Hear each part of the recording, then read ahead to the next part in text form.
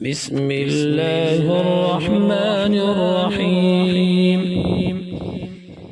إنا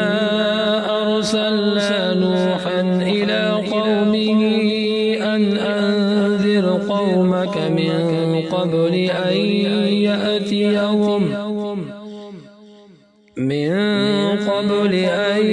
يأتيهم عذاب أليم. قال يا قوم إني لكم نذير مبين أن اعبدوا الله واتقوه وأطيعون يغفر لكم من ذنوبكم ويؤخركم إلى أجل مسمى إن أجل الله إذا جاء لا يؤخر لو كنتم تعلمون. قال رب إني دعوت قومي ليلا ونهارا فلم يزدهم دعائي إلا فرارا وإني كلما دعوتهم لتغفر لهم جعلوا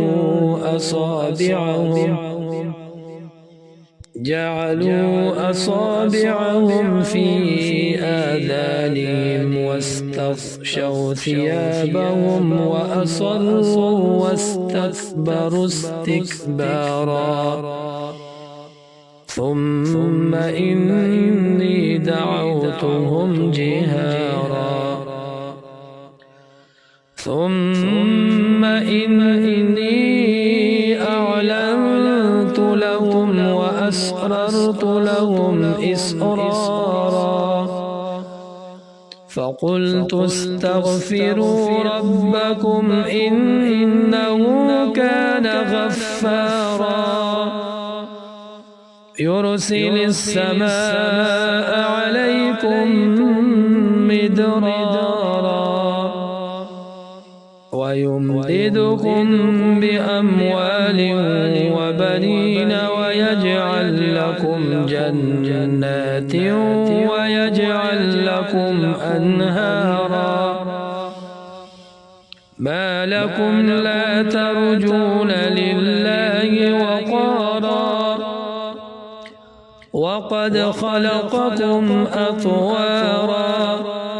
ألم تروا كيف خلق الله 7 سماوات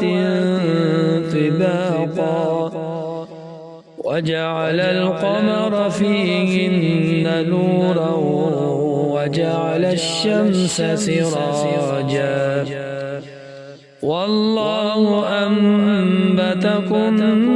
من الأرض نباتا ثم يعيدكم فيها ويخرجكم إخراجا والله جعل لكم الأرض بساطا لتسلكوا منها سبلا فجاجا قال نوح رب إنهم عصوني واتبعوا من لم يزده ماله وولده إلا خسارا ومكروا مكرا كبارا وقالوا لا تذرن آلهتكم ولا تذرن ودا ولا سواعا ولا يغوث ويعوق ونسرا وقد أضلوا كثيرا ولا تزد الظالمين إلا ضلالا مما خطيئاتهم أغرقوا فأدخلوا نارا فلم يجدوا لهم من دون الله أنصارا وقال نوح رب لا تذر على الأرض من الكافرين ديارا